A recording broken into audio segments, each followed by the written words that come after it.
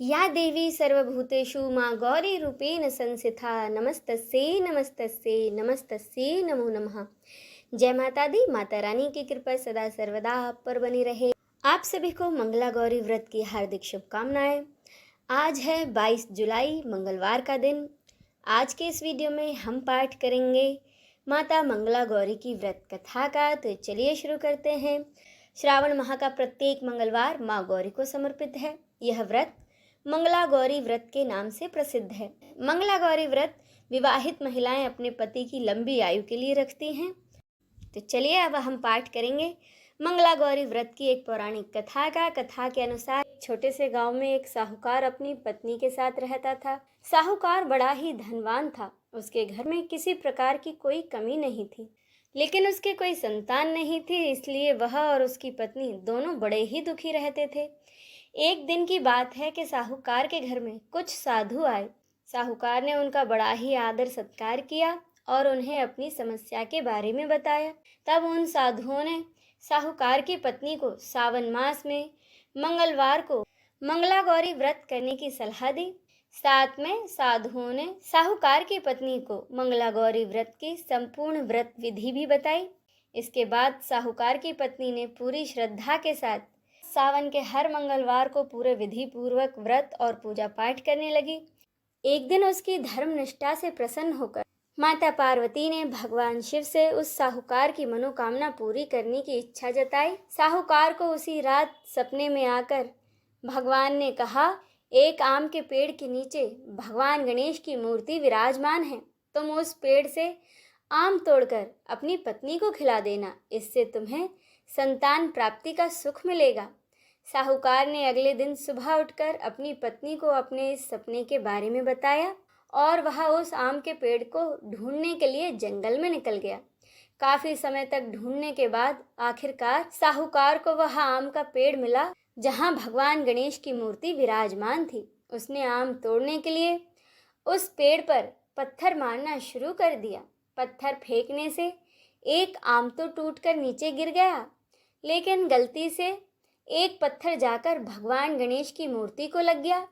इससे कि भगवान गणेश क्रोधित हो गए और उन्होंने प्रकट होकर उस साहूकार को श्राप देते हुए कहा कि हे स्वार्थी मनुष्य, तूने अपने स्वार्थ के कारण मुझे चोट पहुंचाई है। तुझे माता पार्वती की कृपा से संतान तो प्राप्त होगी, लेकिन तेरी उस संतान की आयु केवल 16 वर्ष की ही होगी। यह सुनकर साहूकार बड़ा ही घबरा गया और वह वापस अपने घर को आ गया।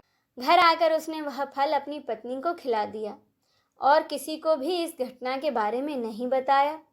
कुछ समय बाद भगवान शिव और माता पार्वती के आशीर्वाद से साहूकार के घर एक पुत्र का जन्म हुआ। पुत्र प्राप्ति के बाद साहूकार के घर में खुशियों का ठिकाना न रहा, लेकिन साथ ही साहूकार को इस बात की चिंता भी थी कि उसका पुत्र अल्पायु है। देखते ही देखते वह बालक 15 वर्ष का हो गया और व्यापार में वह अपने पिता का हाथ बटाने लगा।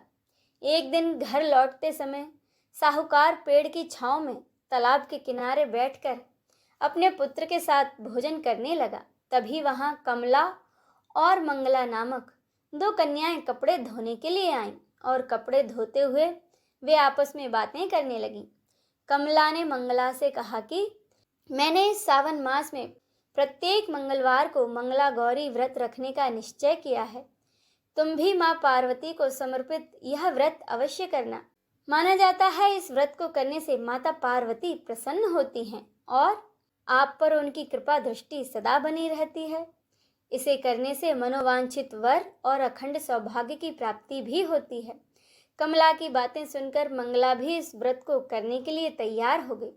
दूसरी ओर साहूकार ने दोनों कन्याओं की बातों को सुन लिया और उसने अपने मन में सोचा कि यह कन्या मंगला गौरी का व्रत करती है, इसीलिए इसे अखंड सौभाग्य की प्राप्ति होगी। यह मेरे पुत्र के लिए एक योग्य वधू साबित होगी। ऐसा सोचकर वह उन दोनों कन्याओं के घर विवाह का प्रस्ताव लेकर गया। साहूकार की गांव में बड़ी ही प्रतिष्ठा और मान होने के कारण कमला के पिता ने अपनी पुत्री का विवाह साहूकार के लड़के से करवा दिया। विवाह के बाद कमला ने मंगला गौरी का व्रत रखना जारी रखा। उसके इस भक्ति भाव से प्रसन्न होकर माता पार्वती ने एक दिन उसे सपने में दर्शन दिया और कहा कि मैं तुम्हारी भक्ति से अत्यंत प्रसन्न हूँ, इसीलिए तुम्हें अखंड सौभाग्य का वरदान देती हूँ। लेकिन तुम्हारा पति अल्प आयु है, इसीलिए अगले महीने मंगलवार के दिन एक सर्प तुम्हारे पति के प्राण लेने आएगा। तुम्हें उसके लिए एक प्याली में मीठा दूध रख देना है, उसके पास एक खाली मटका भी रख देना। सर्प दूध पीकर उस मटके में चला जाएगा और फिर तुम उस मटके को ऊपर से कपड़े द्वारा ढक देना। अगले मंगलवार को कमला ने माता पार्वती की बात मानकर एक प्याले में मीठा दूध रख दिया और पास में ही एक खाली मटका भी रख दिया। सर्प ने आकर दूध पिया और उस मटके में जाकर बैठ गया। कमला ने उस मटके पर कपड़ा बांधकर उसे जंगल में रख दिया।